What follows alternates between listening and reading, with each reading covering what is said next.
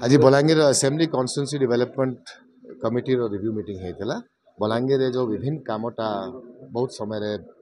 Lack of coordination द्वारा रही जाइए केनता करी कोऑर्डिनेट कर स्पीडअप करने लगी जो कामटा होची मध्य तार उपरे गोटे रिव्यू करने लगी आ परवर्ती दिन में जो कामटा आम करवा चाहूँ तो सेटा को मास्टर प्लान केमती पकेबा आउ आगामी दिन में केमती पैसा आनिबा ता उपरे आम रिव्यू करनु खासकर आम जान देखुचु विभिन्न जगार लैंड इनक्रोचमेंट द्वारा कामटा बंद रही अच्छी वर्षे वर्षे है कोऑर्डिनेशन अभाव रे कामटा रही जाइए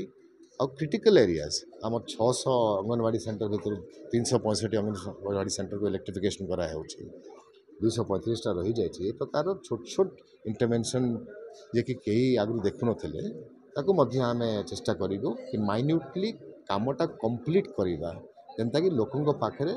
से सर्विसटा मिल गोटे उद्यम चाहिए।